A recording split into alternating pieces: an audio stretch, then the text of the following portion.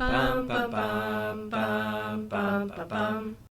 You're listening to Tove, a podcast about the good place and Jewish ideas. Hi, I'm John Spira-Savett, and I'm so excited to be joined today by my co-host, Audrey Marcus Berkman, Rabbi Audrey Marcus Berkman. Audrey, where do you rabbi? I rabbi in the Boston area in Brookline, Massachusetts. Well, I have been so excited to have you. You were one of the first people I talked to about this podcast months and months ago, and so I'm so glad During to the be. whole duration of a flight to Florida. Yes, so I'm hoping this will be the first of many times we get to talk. Well, way we introduce ourselves here is through this question: who of the main characters on The Good Place are you most like? I think the fact that I had such an angsty time of it, really trying to figure out my answer to this question, would just show that I'm clearly Chidi. But I also think perhaps we all have parts of all of them within us. How's that for a deep answer? That is such a rabbi answer. Can I Yep. put you down for a Chidi as like an official scoreboard answer on that? Yes, but then I'm like all, then my stomach is hurting about it a little bit. So Well, let me ask you the question, variation of the question, which is, of all the characters on the show, who do you wish you were more like? Well, wow. This is going to sound a little weird, but Tahani, not obviously I don't want to be Tahani. She has many flaws, but I really admire her she puts a smile on her face and she has attention to detail, and she makes things beautiful. And this is a dumb answer. I think I want to take it back. I mean, I like that part of her.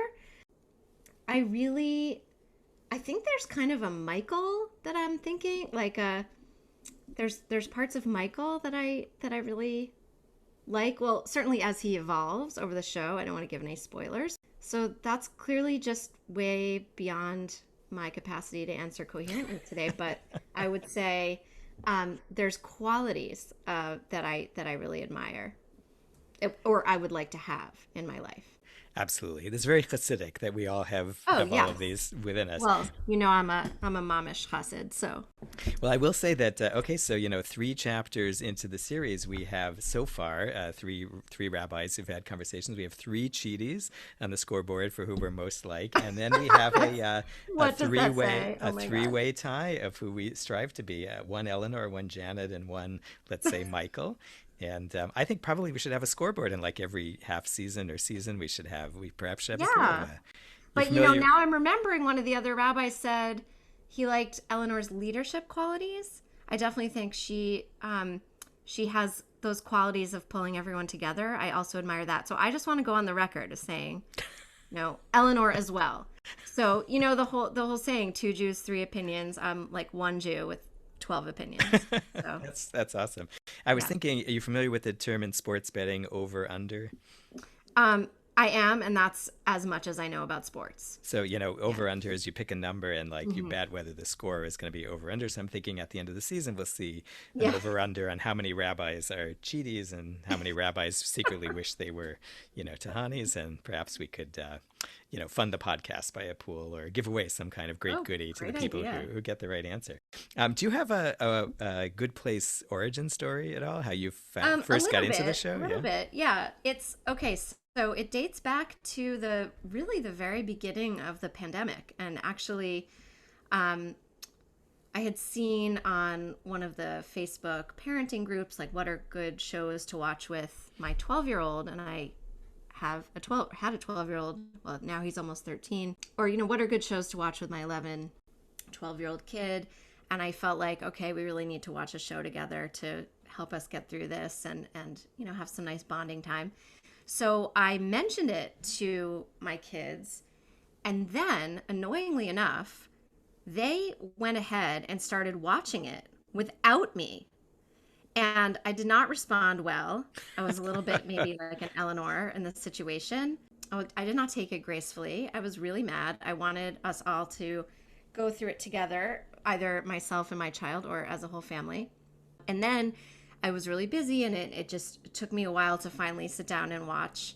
And not only did they watch it without me, they like started binging it, and they watched several episodes without me all in a row. So my youngest child is 7. And one day before I had started watching it, my child who is 7 started talking about, these moral dilemmas and, the train tracks dilemma. So I thought, all right, well, I may not do the best job as a parent, but like I'm really crushing it because my kids can now, really talk about moral philosophy. And so I'm winning, even though they did such a bad thing and watched it without me. So then I started watching it, and I'm trying not to give any spoilers, but anyway, I started watching it. We can totally do. We warned people that there would be spoilers, so don't worry. Yeah. So they all like sat around me to watch for my reaction when the big reveal happened. And they were all staring at me, and I didn't know. They were all staring at me to see what would happen. And I definitely responded to holy short with my own holy short response. Shirt, not short, holy shirt. Holy forking shirt balls. That's what it was. Holy forking shirt balls. So that holy, was holy mother forking shirt Oh, balls, holy yes. mother forking. Oh, pardon me. I need to. This is how rabbis talk when we, talk with each other on the microphone on podcasts. Yep. There's, by the way, just on that last point, in the official Good Place podcast, which is awesome, and I mention from time to time. Oh yeah, I have listened to that. Yeah. Oh yeah, because they talk about how how this big reveal was made to the cast, other than Ted Danson and really? Kristen Bell, and Kristen Bell filmed the rest of them learning about this. They were called to a meeting and they didn't know what it was going to be, and then they're like, "Oh my god." That's so cool. That's actually reminding me that I really am like Eleanor in that sense, that I actually, I don't know if I should be proud or ashamed, but I do have a friend who calls me the cursing rabbi. So I'm just saying, I have adopted some of the faux swearing, the Good Place swearing, which has been helpful in my life. Too late for my poor damaged children, but that's okay. So we are talking about today, Chapter 3, Tahani al-Jamil is the name of the episode. Do you want to give us the summary? Sure. Okay. Chidi's lesson for Eleanor on Aristotle is interrupted when Tahani comes in with a housewarming gift. Eleanor is suspicious of Tahani's motives and goes to spend time with her so she can find something bad behind Tahani's life of philanthropy, physical perfection, and current desire to bring good cheer to everyone in the neighborhood. Michael shows Chidi a series of possible hobbies to try to get him to stop working on his nearly 3,000-page unfinished manuscript in ethics, which Michael finally explains is unreadable, even by a being as powerful as he is. Michael tries to teach Janet a series of new habits, such as responding in cliches, sharing fun facts, and being inappropriately flirty before settling on self-help speak. Eleanor steals Tahani's diary, whose foreword is written by Malala, but finally admits to Chidi that good people make her insecure, and she tries to drag them down to her level. When Eleanor goes to return the diary, she finds Tahani crying because she is lonely, since Jianyu will not break his vow of silence. Eleanor gives her encouragement. Back home, Eleanor receives another note calling her to the town square. She confesses to Jianyu that she doesn't, in fact, belong, and he speaks for the first time and tells her that he doesn't belong either. Nicely done. So, I've been trying to find a term for, what do you call, like,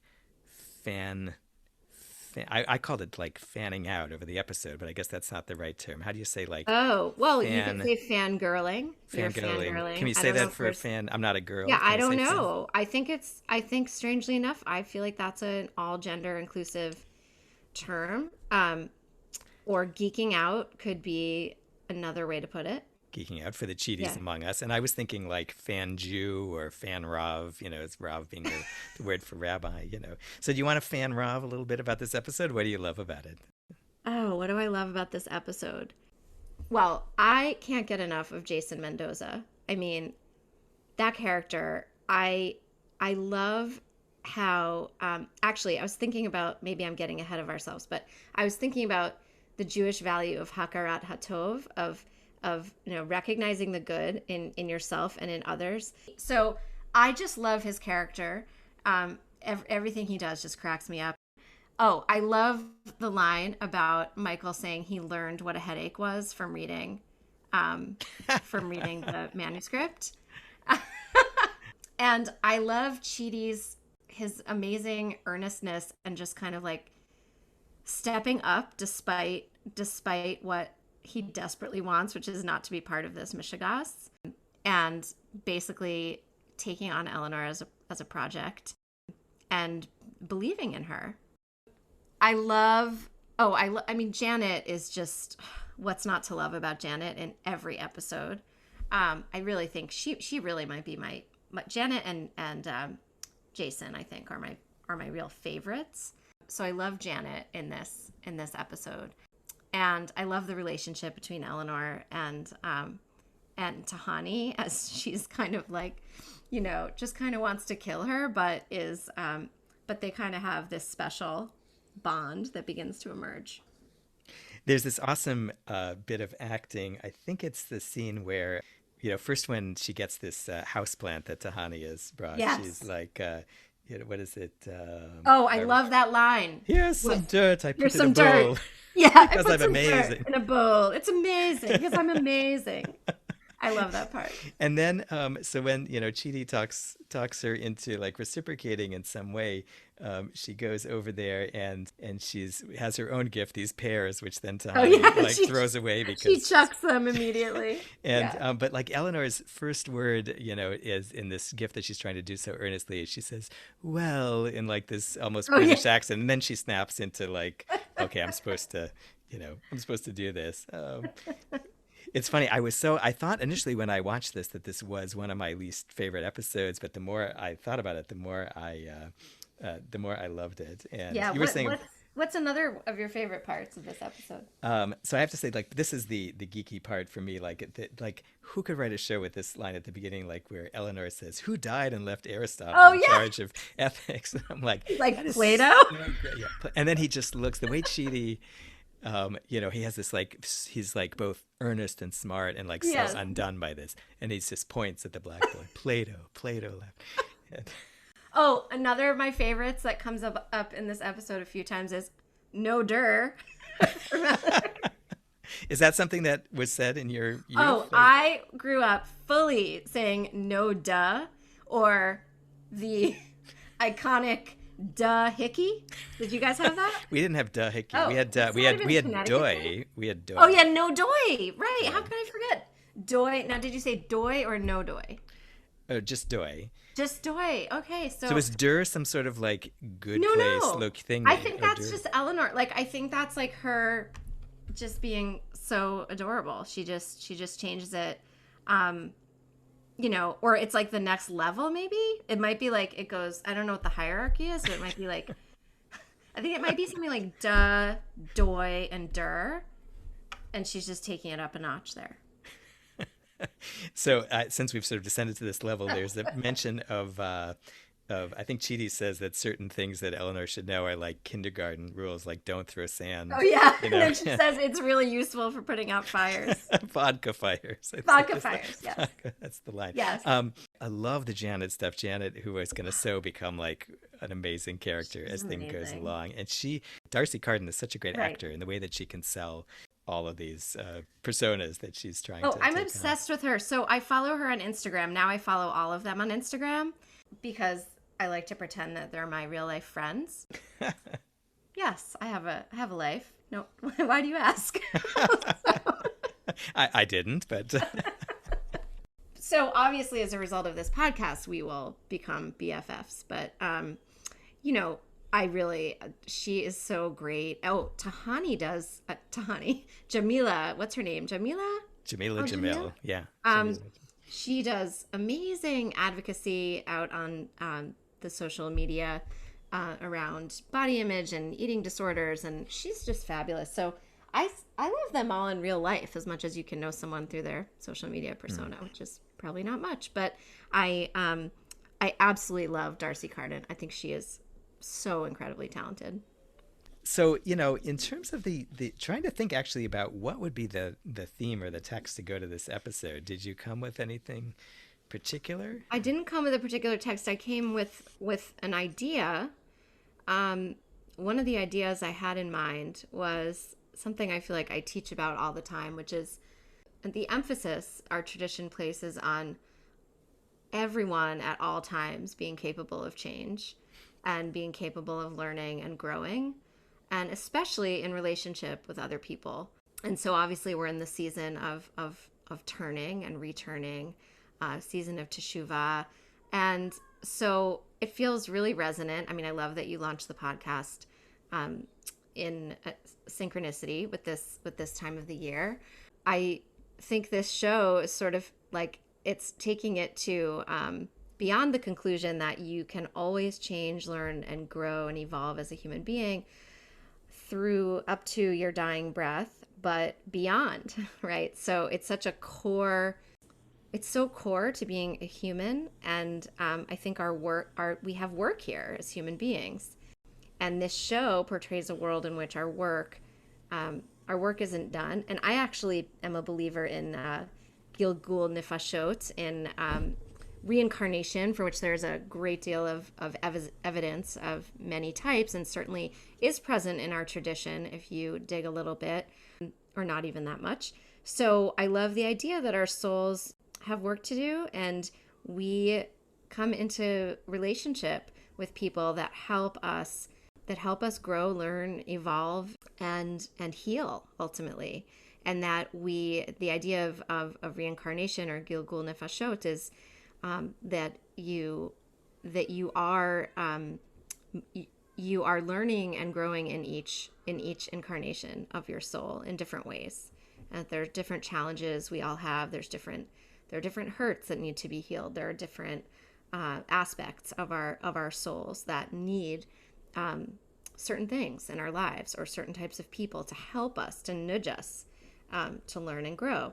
So I just think it's really fascinating to imagine this group of people that are, if you will, like in between lifetimes, which is an idea in sort of the reincarnation idea. There's kind of an in-between state, and that their souls are not, they're not extinguished, they're eternal, right? That's another part of our tradition, that the soul is eternal, and these souls are still working very hard.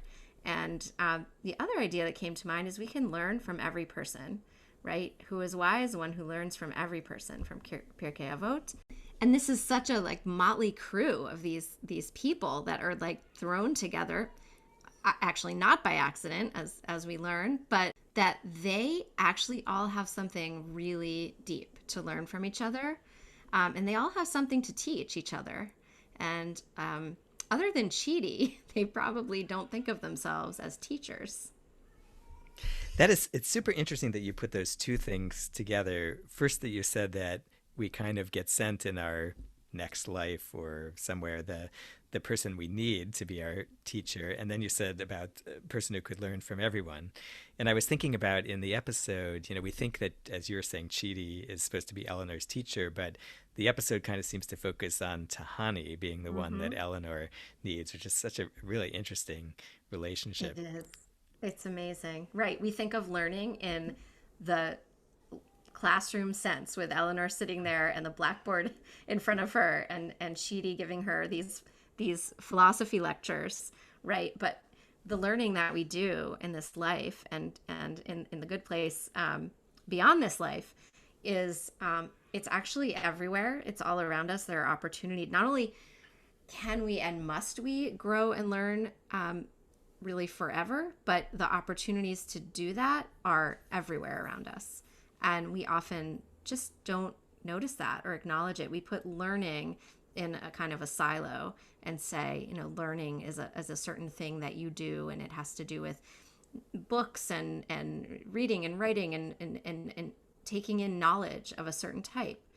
But there's some deep learning that takes place in relationship about ourselves. And in fact, in this episode, they're talking about, this is the one where they talk about, he talks about self-knowledge, right?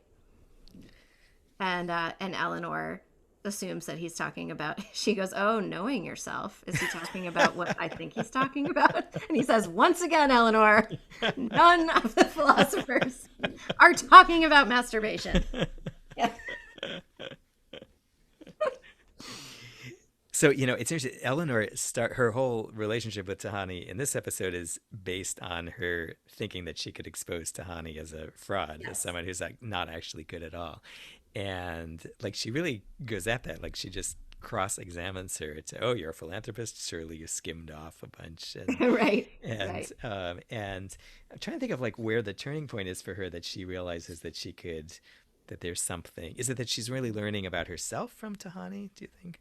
I feel like that's what you see in Eleanor is that despite her despite her best efforts not to, and she's getting closer to admitting to herself that in fact she is learning. There's an openness that develops in her. Oh, here's another Jewish connection that occurred to me, right? Moshe's hesitancy, right?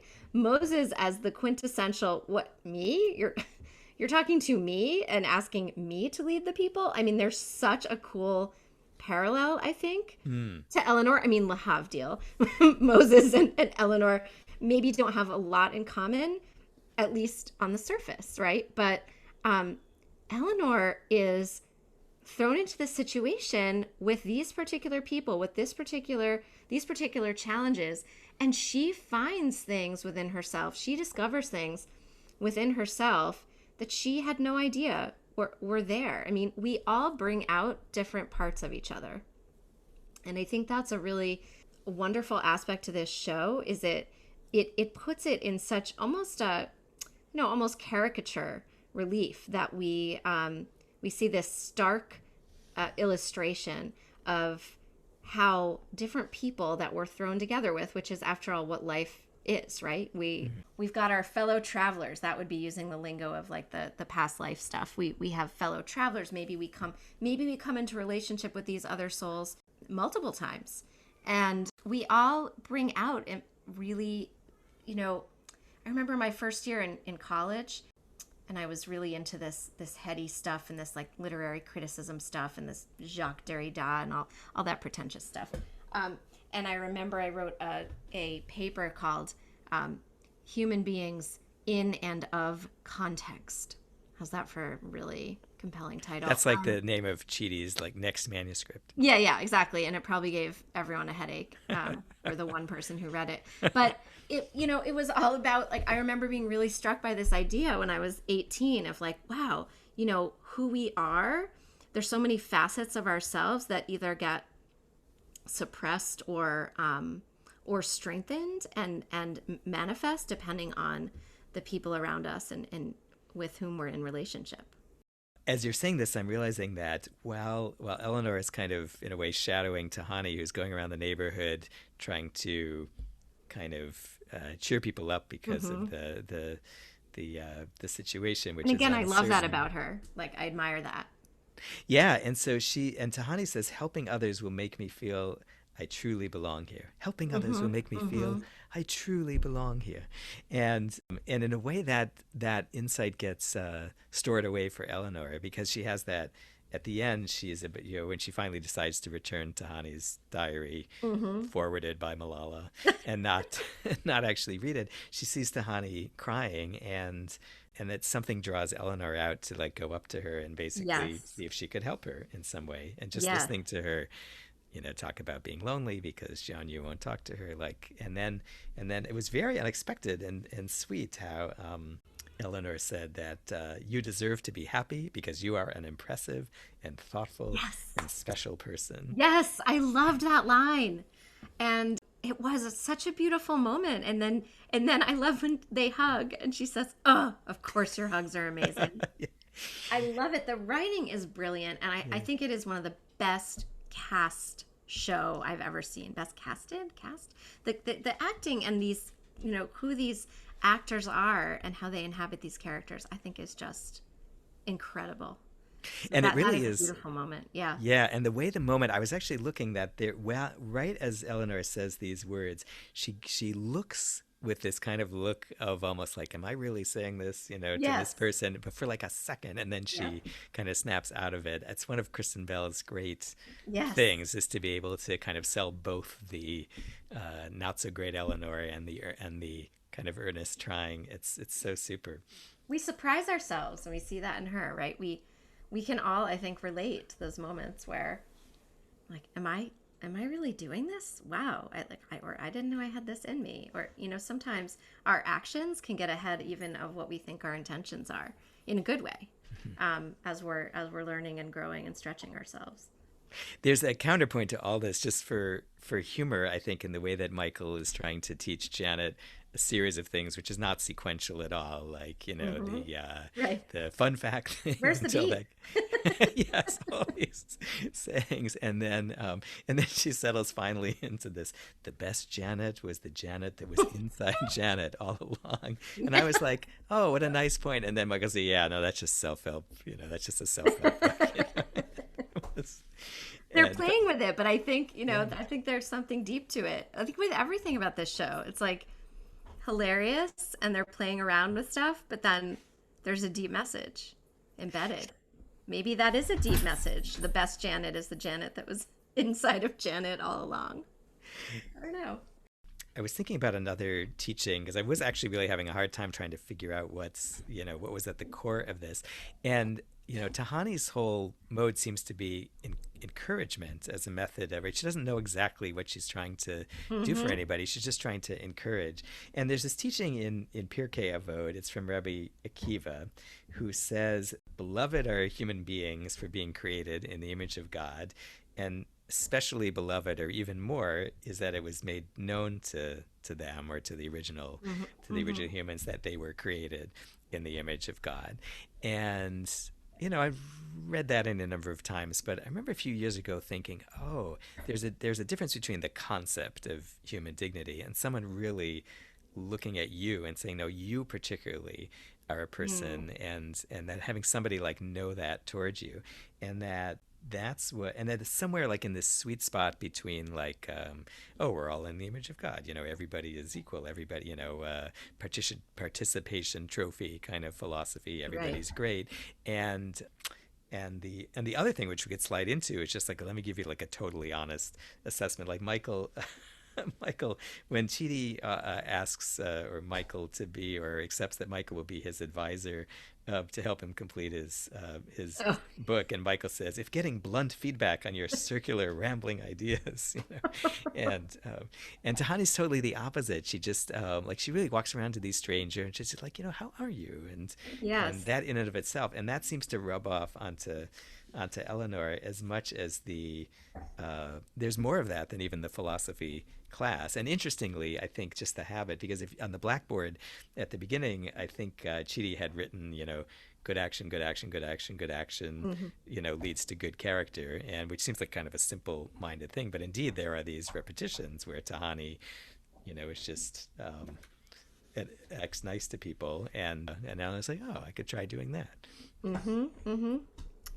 Yeah, the impact our actions have on others, which is, what it is to live inextricably in relationship with other people. I think is kind of an overarching theme of this show. Like none of us is here by and for ourselves alone, and our tradition calls us to understand that in so many ways. And so whether it's that we being with the other, right? Maybe to use like Levinas. I don't know why they don't go into Levinas in this show. I mean, he's a great Mm-hmm. philosopher, but maybe, in another season.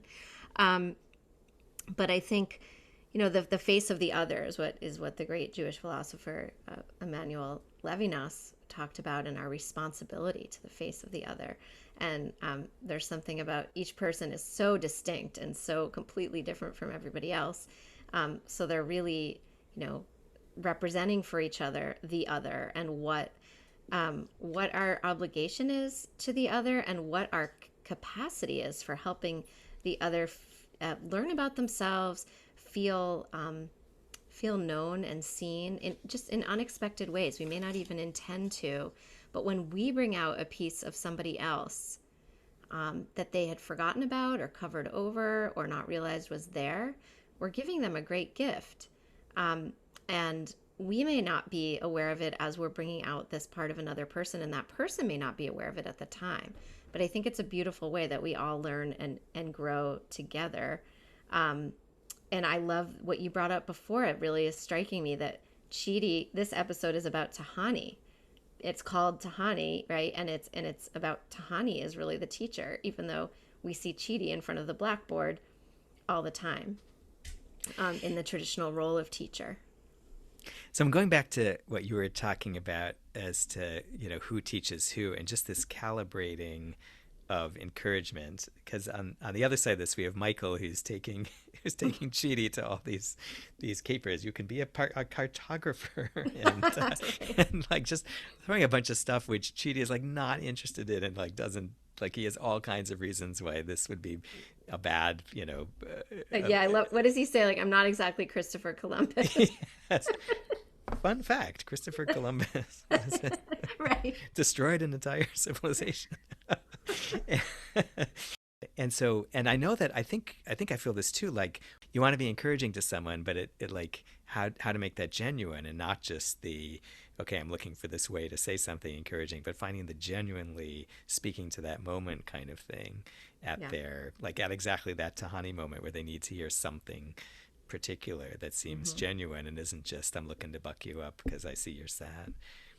Right. There's so it's about how to be really present for each other, and there's a lot of great Jewish texts on that. There's a Rabbi Yochanan Ben Zakkai text, I think, about visiting when someone is sick or in need, and gosh, I don't remember the exact text now. Do you know where his arm there's like this light that comes out from Mm.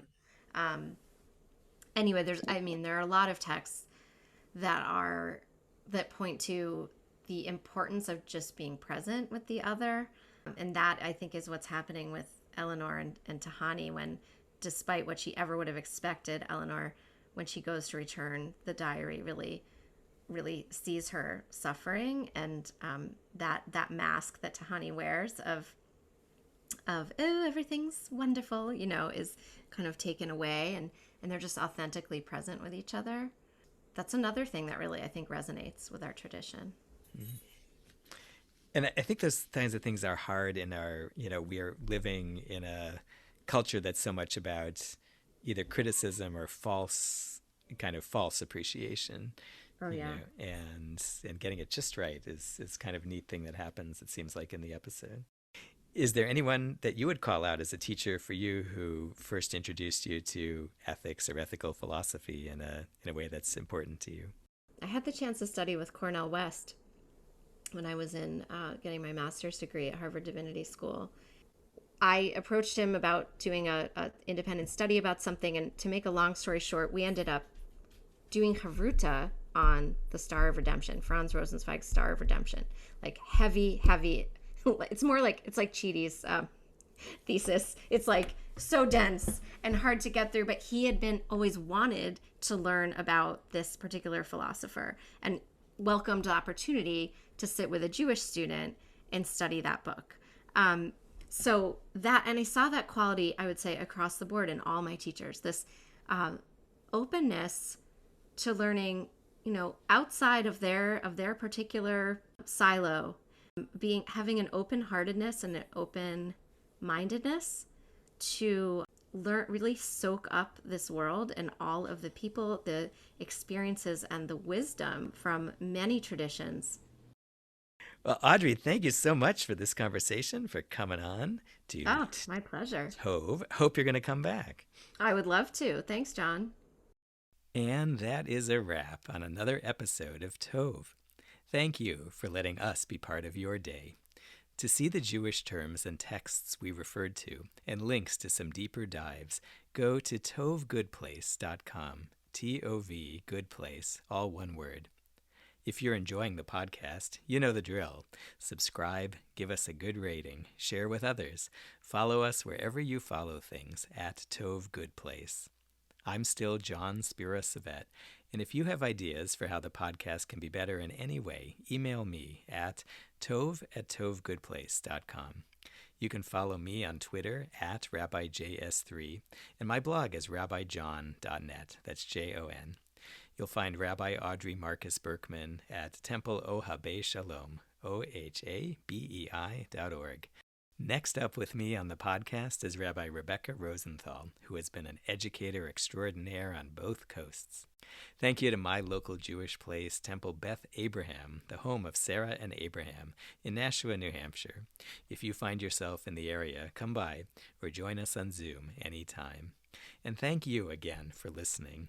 To adapt Mark Evan Jackson's sign-off on the official Good Place podcast, go learn more about something good. Bum, bum, bum, bum, bum, bum, bum.